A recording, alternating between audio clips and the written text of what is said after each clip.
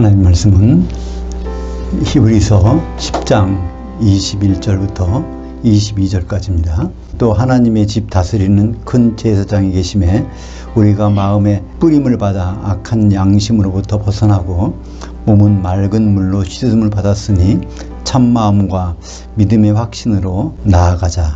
오늘 말씀을 가지고 신구약 연결고리 히브리서 원전 강해, 오늘은 10장 후반부입니다. 21절부터 39절의 말씀을 가지고 공중에서 예수님 앞에 알현 모임이라는 제목으로 말씀을 나누겠습니다.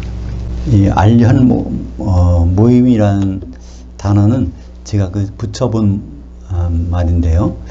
원래 단어는 에피쉰아고게라는 단어인데, 이 단어는 성경에 두 번 나옵니다. 데살로니가 후서 2장 1절에 나오고 히브리서 10장 25절에 나오는 단어인데요. 오늘 내용 중에 이 단어가 나오기 때문에 특별히 제목을 그렇게 정했습니다. 21절에 보면 하나님의 집 다스리는 큰 제사장. 그래서 우리는 하나님의 집이 무엇일까? 그것은 우리가 다 알고 있는 바죠. 디모데전서 3장 15절에 보면 교회를 하나님의 집이라고 그랬습니다. 하나님의 집 하면 하나님이 거주하시는 곳이죠. 그러니까 우리 아버지 하나님은 어디나 다 계십니다. 우리가 눈으로 볼 수 없어서 그렇죠. 근데 예수님은 지금 여기 안 계시죠. 셋째 하늘로 올라가셨습니다. 예수님이 안 계신 것을 우리가 어떻게 알 수 있습니까? 성령이 계시니까. 요한복음 16장 7절에 내가 가지 아니하면 그가 오시지 아니할 것이고 내가 가면 그를 너에게 보내리니. 그러니까 성령이 계시다면 예수님은 여기 안 계신 것을 알 수 있죠. 그렇다면 하나님의 집엔 누가 계십니까? 성령께서 계시는 곳이 하나님의 집이 되는 것이죠.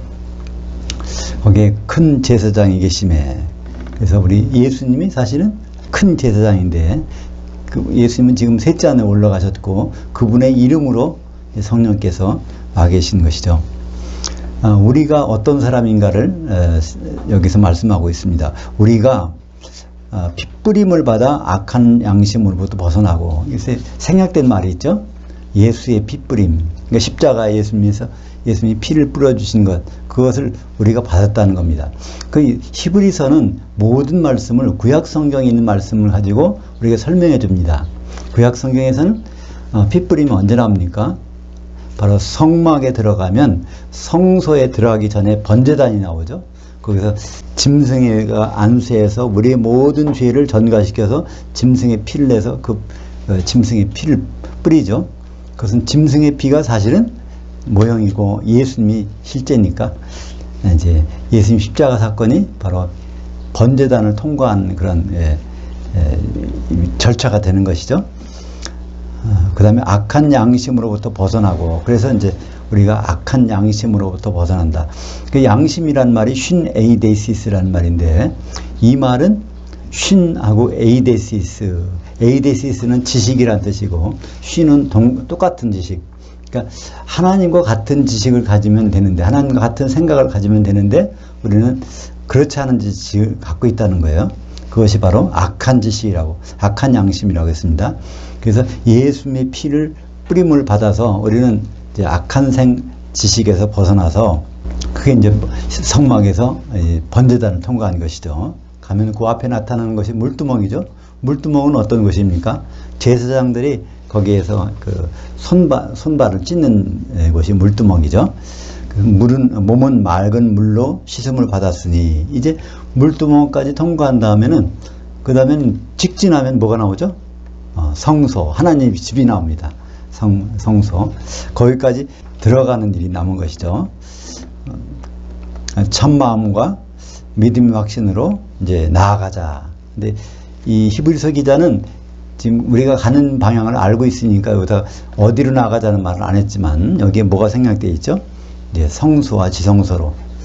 성막의 구절을 보면은, 성막에 여기 들어가서 번제단이 있고 물두멍이 있고, 그럼 바로 마주치는 곳이 이제 성소입니다. 그죠? 성소. 여기 지성소. 그래서 나아가자 하면 반드시 이제 생략돼 있어도 우리는 알 수 있죠. 나아가자 어디로? 성소라는 것은 결국 지금 와서는 하나님의 성전, 교회를 나타내는 거죠. 교회로 들어가서 우리가 한 몸을 이루면 지성소까지 들어가게 되는 것이니까. 그래서 그건 히브리서 6장 1절에서 그걸 다시 끄집어 가지고 이제 설명하고 있는 것입니다. 6장 1절에 보니까 그러므로 우리가 그리스도의 도의 초보를 버리고 죽은 행실로부터 회개와 하나님에 대한 신앙과 씻는 것들과 안수들과 죽은 자들의 부활과 영원한 심판에 관한 교훈의 터를 다시 닦지 말고 완전한 대로 나갈지니라. 그러니까 여기 들어와서 계속 방황하지 말고 그러면 이제 성소로 들어가라는 얘기죠. 성소에 누가 들어가죠? 제사장만이 들어갑니다. 여기는 일반인이 다 들어올 수 있어요. 그러니까 성소에 들어간다는 얘기는 제사장이 돼야 된다는 얘기죠. 우리가 제사장, 성도가 돼야 된다는 얘기입니다. 신자로서 머물지 말고 성도가 돼야 된다는 말씀이죠. 23절부터 25절까지 보겠습니다. 또 약속하신 이는 미쁘시니 우리가 소망의 신앙 고백을 움직이지 말며 굳게 잡고 서로 돌아보아 사랑과 선행을 하도록 격려하며. 25절 할 수 있겠습니다. 우리 자신의 알현 모임을 떠나는 어떤 사람들의 습관과 같이 하지 말고 오직 권하여 그날이 가까움을 볼수록 더욱 그리하자. 여기에 오늘 말씀의 핵심이 있습니다. 어떤 단어가 있죠? 서로 돌아봐. 혼자만 가는 것이 아닙니다. 서로 돌아봐. 사랑과 선행을 하도록 서로 격려하며. 우리는 남을 사랑해야 되지만 또 우리는 사랑을 받아야 돼요. 누구한테? 성도들한테. 이제 이런 것을 하면서 결국 이러한 모임이 어떤 모임이 되냐면 바로 에피 시나고게, 교회의 완성된 모습이 이제 돼야 된다는 것입니다. 알현이라는 말은 왕의 앞에 서는 걸 나타내죠. 그래서 그 예수님, 왕으로 오시는 예수님 앞에 우리가 서는 그런 모임을 신약 성경에서 에피 시나고게라는 말을 쓰고 있습니다.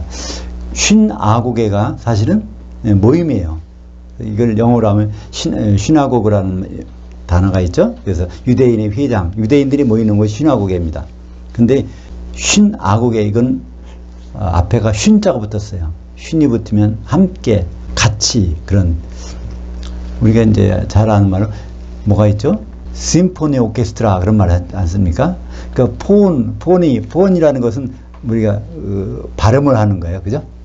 근데 심포니라는 말은 그 쉰이 붙은 거죠. 그죠? 음이 같이 서로 어울릴 수 있도록, 그래서 심포니라는 말이 나왔는데, 그 쉰이라는 말은 바로 같이 한 몸이 되는 걸 말하는 것이죠. 그러니까 시나고게는 시나고게인데 그게 아주 아주 하나가 되는 모임.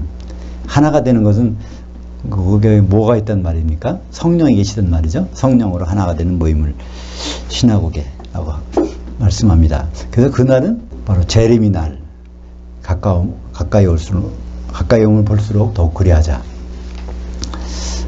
그래서 이 말이 데살로니가 후서 2장 1절에 형제들아 우리가 너에게 구하는 것은 우리 주 예수 그리스도의 강림하심과 그 앞에 우리의 알현 모임에 관하여. 거기 이제 원문에는 우리라는 말이 있어요. 우리의 모임. 그게 아무나 모이는 것이 아니라 이 성도들의 모임. 그래서 이 히브리서 10장 25절이 일반적으로는 다르게 쓰인단 말이에요. 모이기를 피하는 어떤 사람들의 습관과 같이 하지 말고, 그러니까 우리가 모이기를 잘해야 된다, 이런 거로 사용한단 말이에요. 그죠? 이건 좋은 말이긴 하지만 그 말을 하면서 에피시나고의 원뜻을 잊어버려야 된단 말이에요. 그죠? 우리가 모이면 됐지, 자주 모이고 교회 출석 잘하고 이러면 하나님 뜻 다 한 거 아닌가라는 것으로 끝난단 말이에요.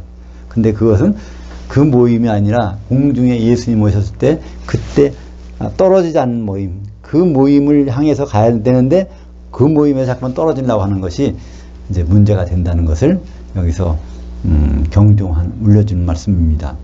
그러면 이것이 에피시나고게가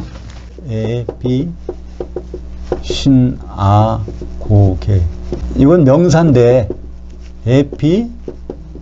에피신아고라는 동사가 있어요. 이건 동사, 명사. 동사가 어디 나오는지 볼까요? 그럼 에피시나고다 그러면 그런 모임으로 만들어 가는 거예요. 그런 모임. 누가복음 17장 37절에 나옵니다. 37절과 37절에 한번 볼까요? 그들이 대답하여 이르되 주여 어디오니까 이르시되 그 몸이 있는 곳에 그 독수리들이 모여지느니라 하시니라. 여기서 에피슈나고라는 것이 수동형으로 바뀌었습니다. 자기들이 그냥 자발적으로 모이는 게 아니라 그걸 모아주신다는 거예요. 누굴 통해서? 천사를 통해서 이제 그때 다 모아서 그 자리에 가도록 해주시는 것이 나오는데, 누가복음 17장에는 어떤 얘기가 나오죠? 그날에 주님 오실 때 되면은 두 사람이 밤에 잠을 자다가 한 사람만 들어가고, 두 여자가 맷돌을 갈다가 하나만 들어가. 그러니까 우리말 번역은 어떻게 되죠? 우리말 번역은 데려감을 당하고 버려둠을 당한다고 번역되어 있는데, 그건 그런 단어가 아닙니다.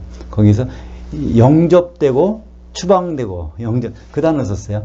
파라람바노라는 것은 받아들여 영접되는 사람도 있는가 하면, 거기서 아피에미, 추방되는 사람, 그런 사람이 있다는 것은 일단은 주님 앞에 서야 그 심판을 받아야 혼인잔치에 영접되는 사람과 혼인잔치에서 추방되는 사람이 나올 거잖아요. 그러니까 일단은 지상에서 하는 일이 아니에요. 공중에서 하는 일이란 말이에요.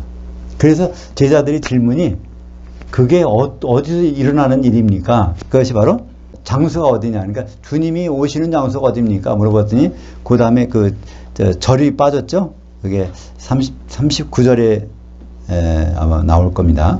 절을 빠뜨렸는데, 그 몸이 있는 곳에 그 독수리들이 모여지느니라. 그래서 여기에 갑자기 이런 말씀 하셨어요. 독수리들이 모인대. 거기다 그 몸이라고 그랬어요. 그 실체, 그분이 오신단 말이야. 그럴 때 거기에 독수리들이 모인다. 그러니까 우리는 여기서 그 몸이 누구겠습니까? 예수님이고, 또 독수리들은 바로 성도들이 거기 모이는 것이죠. 그러니까 우리가 독수리가 된다고 하니까 우리는 좀 이상하게 생각해요. 우리가 무슨 독수리가 될 수 있을까? 근데 우리는 주님을 만날 때는 일단 다 바뀝니다. 그죠? 살아있는 사람 몸이 바뀌고, 죽어있는 사람도 부활해서 몸이 바뀌어요. 어떤 몸으로? 영의 몸으로.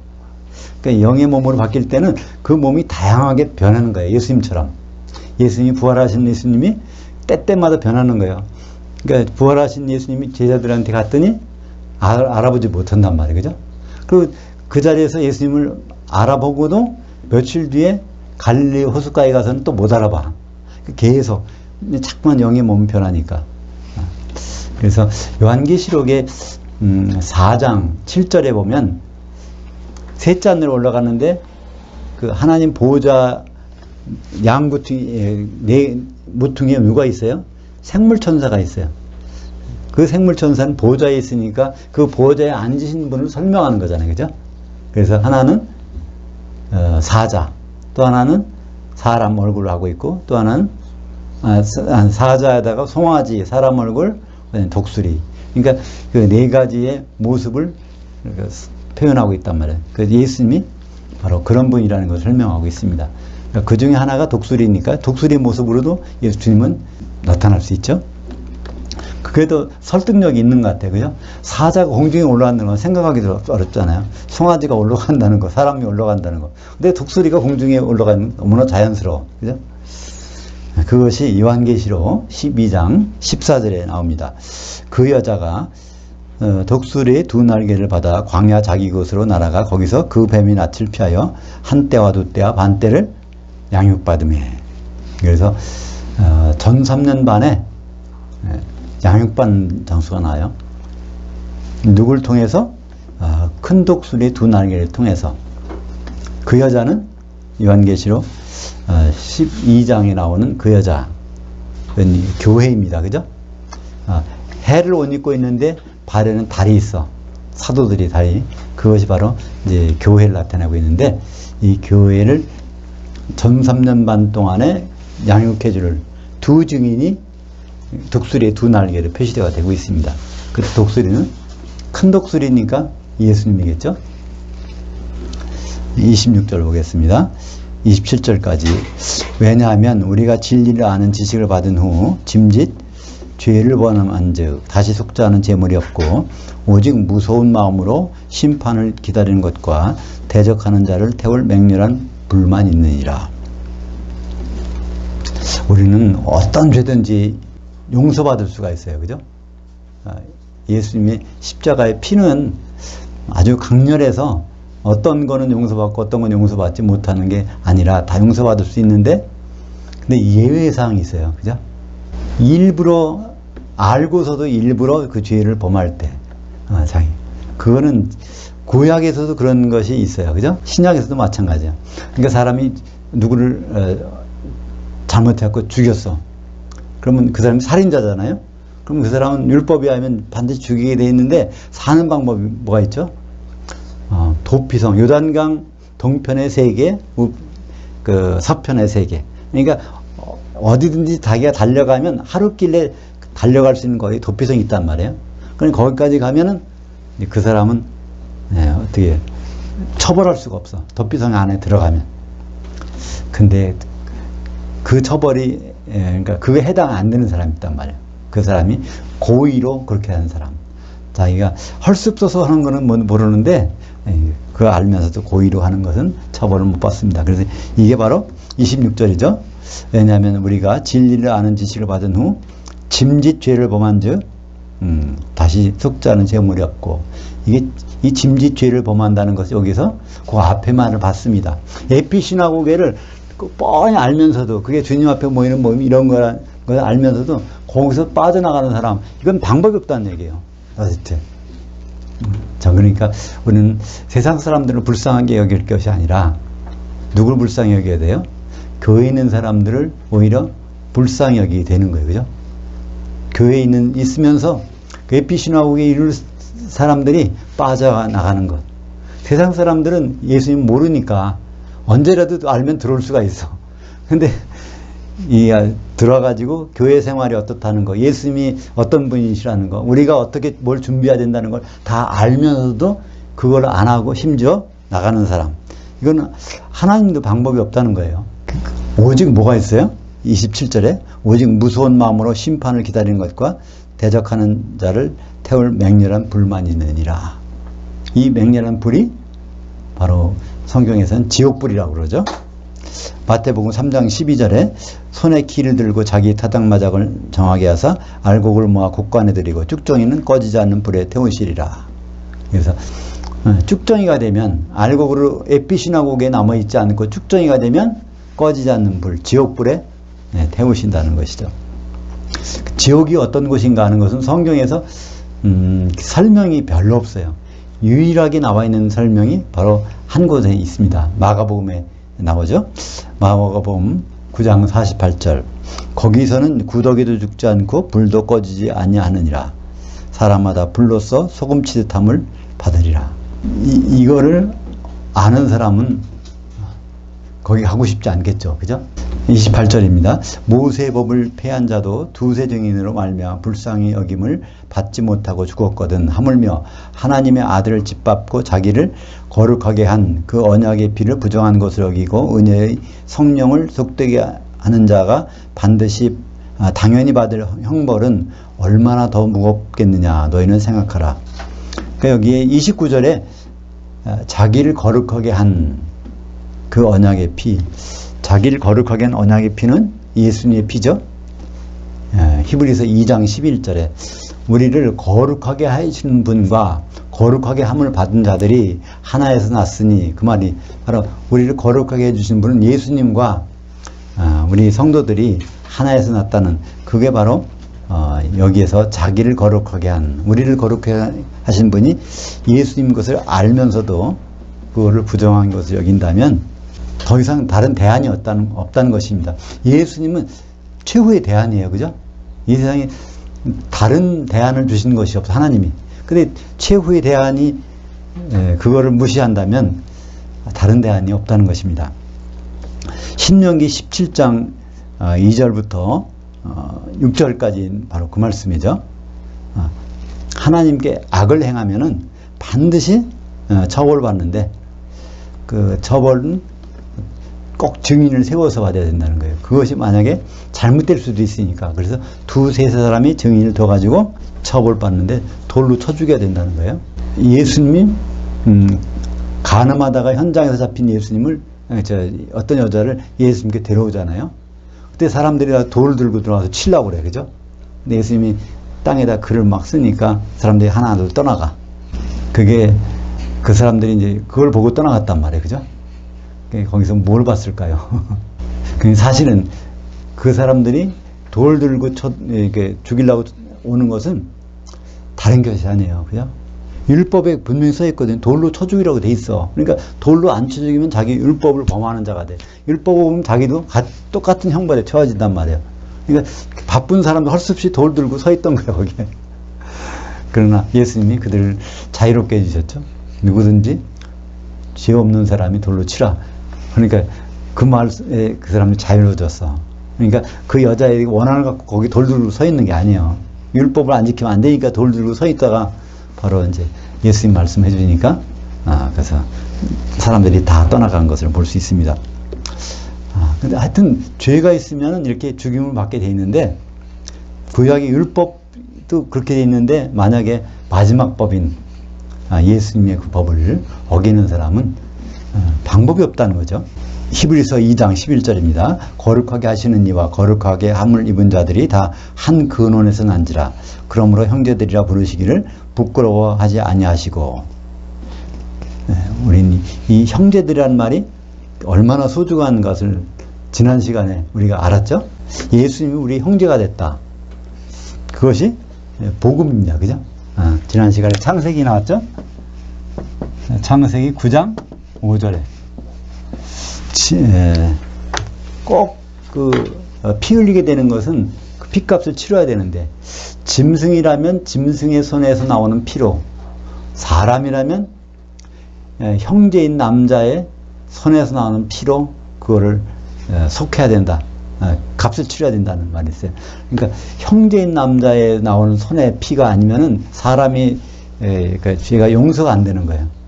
근데 히브리서에 보니까 그분이 우리 예수님이 맞아들이시면서 우리 형제가 됐단 말이에요. 그래서 우리를 거룩하게 해주셨어. 그것이 창세기 9장 5절이 바로 히브리서에서 완성된 내용을 우리가 보게 됩니다. 마태복음 12장 32절입니다. 같이 읽겠습니다. 누구든지 말로 인자를 거역하면 사하심을 얻되 누구든지 말로 성령을 거역하면 이 세상과 오는 세상에서도 사하심을 얻지 못하리라. 그러니까 예수님에 대해서 여러 가지 다른 평가를 내릴 수가 있어요. 그러나 성령님을 거역하는 것은 이 세상, 우리가 살아있을 때나 다음 세상, 부활할 때나 용서가 안 된다는 거예요. 근데 이 말씀을 우리는 너무 그냥 지나치는 경우가 있어요. 그죠? 성령이 뭐 하시는 분인지 모르기 때문에 그래. 그죠? 성령님은, 능력을 주시는 분인가 보다. 성령님은 어떤 깨달음을 주시는가 부신가 보다. 그러니까 그런 걸 생각하니까 능력이나 깨달음이나 그건 별것 아니라고 생각할 수 있어요. 그러나 성령이 하시는 일 중에 가장 근본적인 일은 뭐죠? 하나 되게 하는 것입니다. 에베소서 4장 3절에 있는 말씀처럼 평안에 매는 줄로 성령이 하나 되게 하심을 굳게 지키라. 평안이란 단어도 하나 되게 하는 거예요. 그죠? 그것이 바로 성령께서 하시는 일이란 말이에요. 하나 되게 하는 것. 왜 하나가 돼야 될까?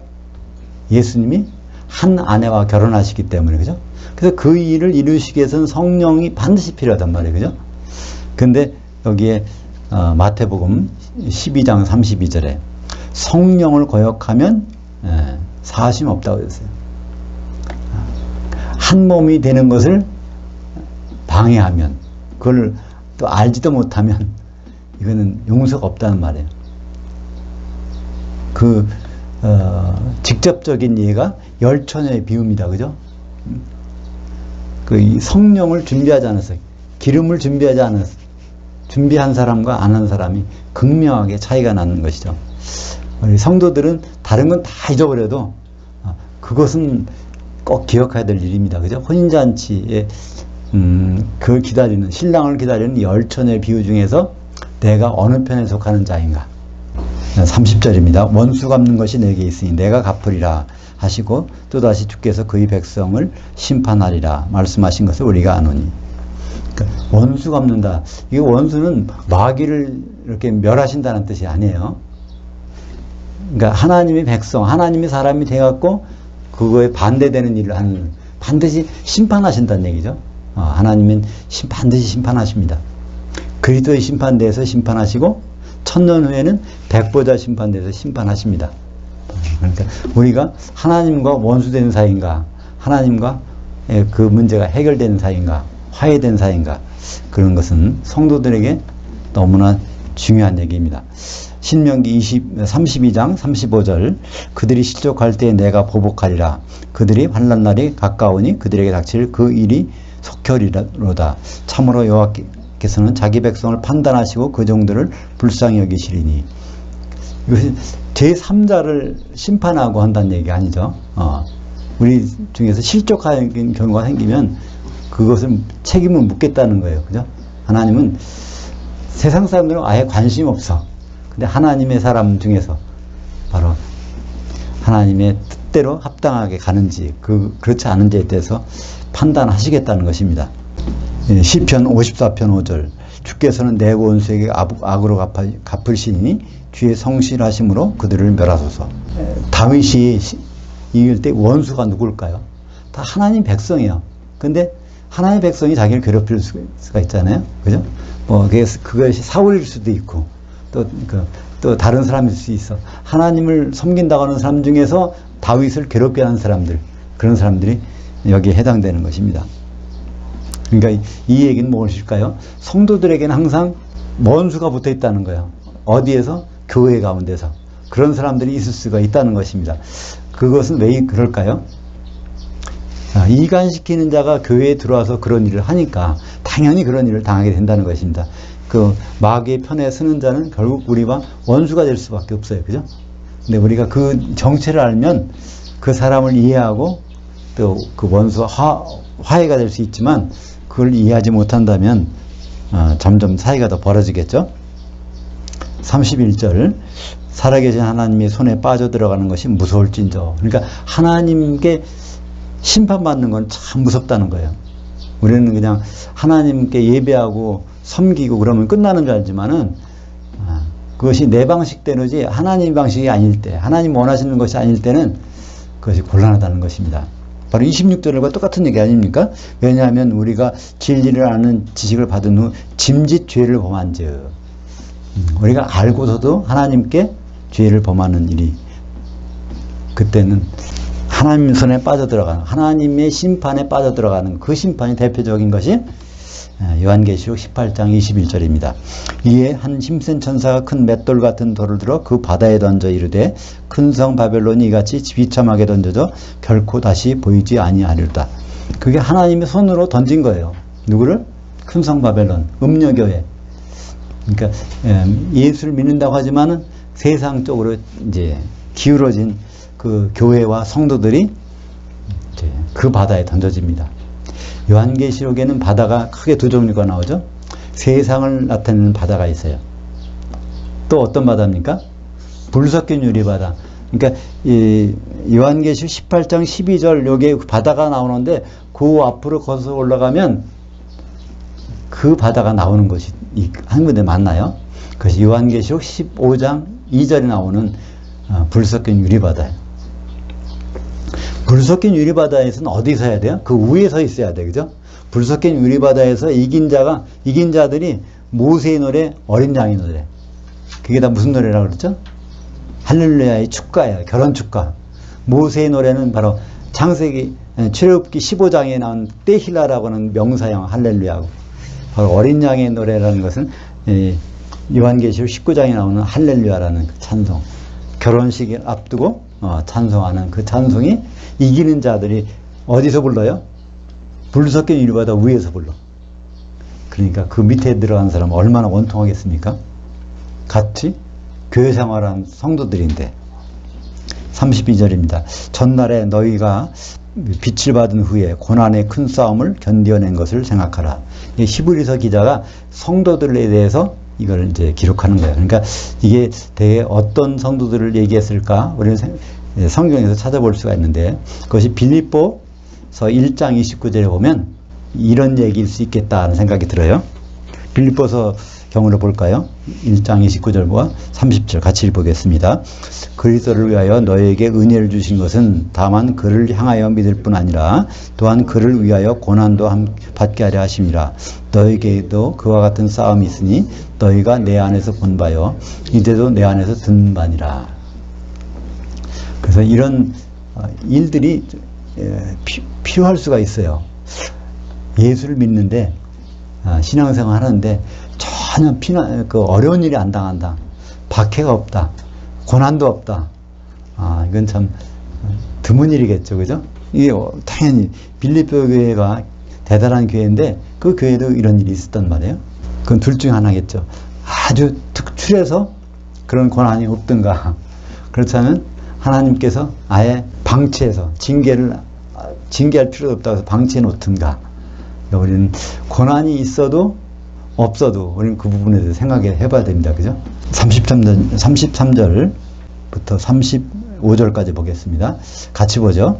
혹은 비방과 환난으로서 사람에게 구경거리들이 되고 혹은 이런 형편에 있는 자들과 사귀는 자들이 되었으니 너희가 갇힌 자를 동정하고 너희 소유를 빼앗기는 것도 기쁘게 당한 것은 더 낫고 영구한 소유가 있는 줄 알미라. 그러므로 너희의 담대함을 버리지 말라. 이것이 큰 상을 얻게 하느니라. 그러니까 이 성도의 길이라는 것은 비방과 환난을 직접 당하는 경우가 있다는 거예요. 그래서 그 세상 사람들에게 구경거리가 되는 경우가 있는데, 그렇지 않고 비방과 환난을 안 당해도 비방과 환난을 당하는 사람들과 영적으로 교통하는 그런 관계, 그들이 바로 우리 형제가 되는 그런 경우도 있다는 거예요. 그러니까 그 사람들이 간접적으로 그걸 당해. 근데 우리가 그걸 같이 느껴야 되는 거죠. 그죠? 그런 환난과 고난을. 그래서 그것을 그런 자들과 사귀는 자가라는 거예요. 코이노니아라는 단어에서 나온 단어인데 코이노노스라는 말을 쓰고 있습니다. 그런 사람과 진짜 환난을 당하고 비방을 당하는 사람과 정말 교통하고 있는지, 그런 사람들을 외면하고 있는지, 이 부분에 대해서도 말씀하고 있습니다. 마가태복음 5장 11절을 보겠습니다. 나로 말미암아 너희를 욕하고 박해하고 거짓으로 너희를 거슬려 모든 악한 말을 할 때는 너희에게 복이 있나니. 그러니까 우리가 박해를 받고 악한 말을 듣고 하는 자체가 복 있는 게 아니에요. 그 앞에 있는 말이 있죠. 나로 말미암아, 예수님 때문에 그런 박해를 받는다면 그게 복이 있다는 거예요. 마태복음 16장 27절에도 예수님이 교회에 대해서 말씀하시고 그 나중에 마지막에 이런 말씀하십니다. 인자가 아버지의 영광으로 그의 천사들과 함께 오리니 그때 각 사람이 행한 대로 갚으시리라. 그러니까 우리의 그거를 갚아주시는 것은 보통 이 세상에서 있는 일이 별로 없단 말이에요. 그죠? 근데 언제 분명히 갚아주셔? 인자가 오실 때, 천사들과 같이 오실 때, 그때는 우리의 한 일에 대해서 반드시 갚아주신다는 것입니다. 그래서 고린도후서 5장 11절, 5장 10절, 이는 우리가 다 반드시 그리스도의 심판자 앞에 나타나게 되어 각각 선악간에 그 몸으로 행한 것을 따라 받으려 함이라. 여기에서 그 몸을 오해하는 수가 있습니다. 근데 여기서 그 몸은 단수입니다. 에베소서나 고린도전서나 고린도후서나 거기에서 그 몸은 교회입니다. 예수 그리스도의 몸이니까. 그러니까 그 몸에 대해서 선한 일이냐 악한 일이냐, 그러니까 도덕적인 선악이 아니라 하나님의 선과 악을 얘기하는 겁니다. 하나님의 선은 무엇일까요? 그러니까 우리는 복잡하게 생각하면 문제가 안 풀려요. 그럼 그걸 하나님이 처음으로 선하게 생각하시는 것, 좋게 생각하시는 것이 뭘까? 처음으로 거슬러 가면 창세기에 답이 있단 말이에요. 그죠? 하나님은 참 좋아하시는 게 있어. 근데 참 심히 좋아하시는 게 있어. 창세기 1장 31절에 보시기에 심히 좋았더라, 심히 선했더라, 그런 얘기예요. 그러니까 여섯째 날 마지막에 어떤 일이 있었기에 너무나 좋았을까? 그것은 창세기 5장 1절에 나옵니다. 하나님이 인간을 창조하시는 날에 아담을 그의 모양대로 빚으셨다. 그러니까 아담이 등장하시는 날, 지구의 우주에 등장하시는 날이 너무 좋다는 거죠. 그것은 바로 예수님이 다시 오시는 목적이 있습니다. 남자가 그 부모를 떠나 그 아내와 합해서 한 몸을 결혼식을 할지니라. 그러니까 그것이 바로 하나님의 선입니다. 그 선이 바로 있기 위해서는 누가 있어야 돼요? 신부가 있어야 되겠죠? 그 아내가. 그래서 창세기 2장 18절에 아담이 혼자 사는 것이 참 안 좋아. 나에게 선하지 않아. 그러니까 돕는 배필을 지으리라. 그러니까 하나님의 선하심은 아담의 돕는 배필을 짓는 일, 아담의 아내를 만드는 일. 그게 하나님의 선하신데 하나님의 악하심은 그것을 방해하거나 그걸 외면하는 일. 그리스도 심판대는 그걸 보시겠다는 것입니다. 심판대는 두 개가 있는데 예수님 재림하셔서 그리스도 심판대는 이거는 생명책 이름이 없나 그건 볼 필요도 없어요. 바로 이 결혼에 좋은 일을 했느냐 결혼에 나쁜 일을 했느냐에 따라서 심판하신다는 것입니다. 요한계시록 21장 7절 이기는 자는 이것들을 상속으로 받으리라. 나는 그의 하나님이 되고 그는 내 아들이 되리라. 그러니까 우리의 소망은 무엇입니까? 결국 하나님의 상속자가 되는 거예요. 그죠? 하나님의 백성이 되는 게 아니고 우리는 하나님의 상속자가 되는 거예요. 그러면 그게 결국 아들이 되는 건데 아들이 되려면 끝까지 아들이 되려면 중간에 호적에서 지우는 아들이 아니라 끝까지 상속한 아들이 되려면 어떤 자야 됩니까? 바로 이기는 자가 돼야 되죠. 이기는 자. 근데 이기는 자는 요한계시록 2장 26절에 있는 것처럼 끝까지 예수님의 일들을 주목하는 자. 예수님은 끝까지 어떤 일을 하려고 오십니까? 결혼하시려고. 그러니까 그걸 주목하게 되면 그걸 준비하는 자는 이기는 자가 될 것입니다. 요한계시록 22장 12절에 보라 내가 속히 오리니 내가 줄 상벌이 내게 있어 각 사람에게 그가 행한 대로 갚아주리라. 우리는 반드시 심판을 받게 돼 있어요. 쉽게 말하면 우리는 시험을 치르게 돼 있단 말입니다. 근데 시험을 치르는 사람이 시험 날짜를 모른다면 시험이 있는지조차도 없는지조차도 모른다면 참 난감한 일이죠. 예수 믿는 분들이 그리스도의 심판을 모른다면 또 백보자 심판대를 모른다면 이건 참 난감한 일입니다. 다른 건 다 잊어버리더라도 그걸 꼭 기억해야만 되는 것이죠. 36절에 너희에게 인내가 필요하면 너희가 하나님의 뜻을 행한 후에 약속하신 것을 받기 위함이라. 잠깐 후면 오시리니 지체하지 아니하시리라. 성경은 무수하게 오신다고 되어 있어요. 잠시 후면 오신다. 근데 계속 안 오셨잖아요. 2000년 지났는데도 아직 안 오셨어. 그러니까 우리는 이 말에 굉장히 둔감이 되어 있단 말이에요. 양치기 소년의 말을 듣는 사람들처럼. 근데 그게 누구 책임이죠? 예수님 왜 안 오세요? 그건 예수님 편에 하자가 있는 것이 절대로 아닙니다. 그죠? 우리가 결혼할 준비가 안 됐기 때문에 그분이 아직 못 오시는 거죠. 요한계시록 22장 20절. 요한계시록은 마지막 성경입니다. 22장은 마지막 장이에요.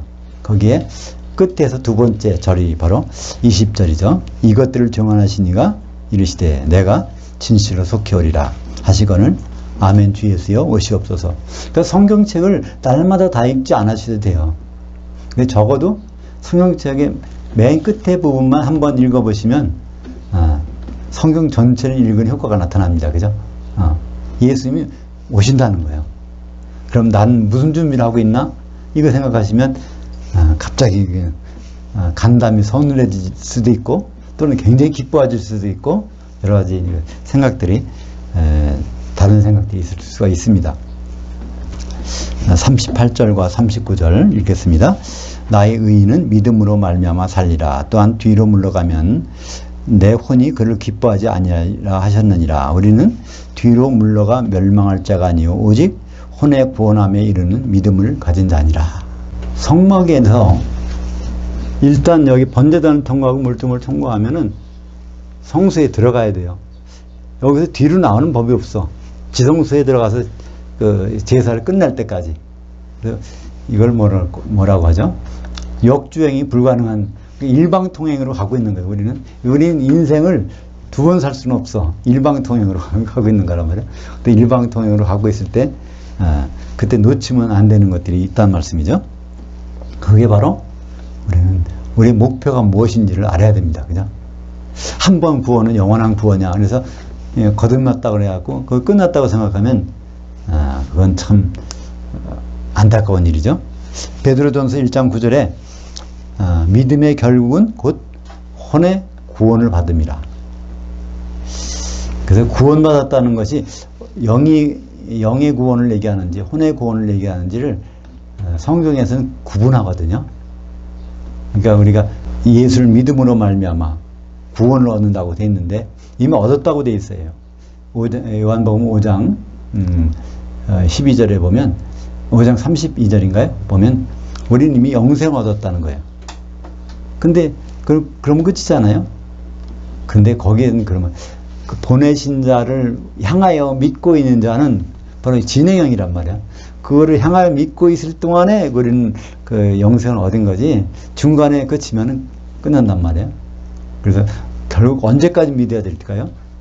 혼의 구원을 이룰 때까지. 그죠? 베드로전서 1장 9절에 혼의 구원을 받음이라. 어떤 분이 질문을 하셨더라고요. 혼의 구원이라는 것이 무엇입니까? 어떻게 그런 것이 이루어지죠? 그거보다도 어떻게 한 몸이 됩니까? 이런 질문을 주신 적이 있는데 어떤 분이 인터넷 것으로 어떻게 우리가 하나가 될까요? 어떻게 하나가 될까요? 그건 바로 소재를 생각해 보면 됩니다. 그죠? 소재. 하나님께는 곡식알을 드리는 법이 없어. 하나님 곡식알을 드셔도 이거를 잡수실 수가 없어. 우리도 마찬가지잖아요. 곡식을 잔뜩 해서 입에다 넣어봐요. 먹을 수가 없어. 반드시 가루를 만들어서 그걸 기름으로 해서 떡을 만들어야 먹을 수가 있단 말이에요. 그죠? 그래서 우리는 하나가 되는 것입니다. 그죠? 그러니까 하나가 되는 것은 뭐가 필요합니까? 자신이 다 가루가 돼야 돼. 두 번째는 기름이 있어야 돼. 그래서 하나가 되는 것은 바로 소재가 되는 것과 같습니다. 떡이 되는 것과 같은. 나도 중요하지만 누가 있어야 돼. 다른 가루가 있어야 되고 기름이 있어야 돼. 근데 그런 일은 우리가 혼의 구원은 우리가 이룰 수는 없어요. 그죠? 내가 가루가 될 수는 있지만 내가 떡이 될 수는 없는 것은 그거를 누가 뭉쳐주셔야 돼. 그걸 하시는 분은 우리 주님이십니다. 그것이 빌립보서 3장 21절에 나옵니다. 같이 볼까요? 그는 만물을 자기에게 복종할 수 있는 자의 역사로 우리의 낮은 몸을 자기 영광의 몸의 형체와 같이 변하게 하시리라. 여기서 만물이라는 것은 성도들을 가리킨다고 했죠. 성도. 모든 성도들을 자기에게 복종케 한다. 그거는 그리스도 심판대 앞에 세우는 거죠. 심판받는 자가 그 앞에 복종하게 되는 거니까. 그때 가서 우리의 낮은 몸을, 낮다는 것은 수준이 낮다는 거예요. 우리가 아무리 하나가 돼도 예수님과 결혼할 수준까지는 안 돼. 근데 그것을 결혼할 수준으로 이끌어 주실 분이 바로 예수님이라는 거죠.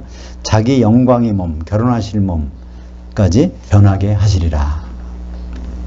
우리는 뭐만 하면 돼요? 준비만 있으면 되는 것입니다. 그래서 우리는 결론적으로 우리가 하는 일은 이기는 일이에요. 근데 뭘 이기는 일일까요? 성경대로 이기는 일. 그것이 요한계시록 2장 26절에 나옵니다. 이기는 자, 곧 끝까지 내 일들을 주목하는 자에게 만국을 다스리는 권세를 주리니. 만국을 다스린다는 것은 땅에 있는 그 모든 백성을 어떻게 공중에서 영의 몸으로 예수님과 더불어 왕노릇하는 것. 요한계시록 20장 6절의 말씀이 바로 이 말씀이죠. 그래서 우리는 이런 큰 일을 앞에 두고 어떤 모임이 있다고요? 에피시나고게. 사실 에피시나고게는 지상에는 없어요. 에피시나고게, 그거를 위에서 그러니까 예비 모임이지. 에피시나고게 예비 모임이 있어야 공중에서 거기서 이루어지는 거니까. 근데 예비 모임에서 잠깐 떨어지게 되면 다른 방법이 없다는 거예요. 그거를 어떻게 해결할 수 있는 방법이. 그런데도 불구하고 히브리서 기자는 그걸 걱정하고 있는 것입니다. 예비신화고개를 떠나가는, 패하는 이라고 번역되는데 그것이 아니라 떠나가는 그런 사람들이 초대교회부터 있었고 지금도 있고 앞으로 더욱 심화될 것이라는 것이죠. 그러니까 교회가 생각보다 그러니까 부흥하고 번창하고 수적으로 늘어나고 하는 것은 결코 있을 수 없는 일이 된다는 것이죠. 근데 그런 일이 있을 수 있는 것은 그것이 바로 큰 성 바벨론이라면 그게 얼마나 큰지 메가톤급의 성이라는 거예요. 큰 성 바벨론이라는 크다는 것이.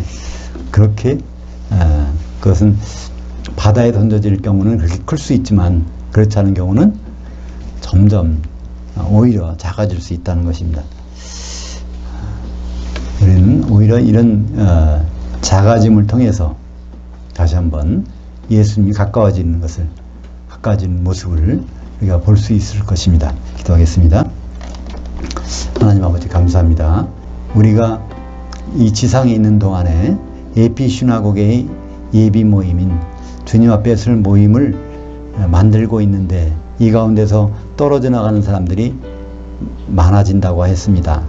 우리 가운데서 그런 일이 가급적이면 없었으면 좋겠습니다. 우리가 한 사람 한 사람이 서로 사랑과 선행을 격려하면서 우리가 하나 되는 그 일에 게을리지 않도록 우리를 주장하여 주시옵소서. 예수님의 이름으로 기도합니다. 아멘.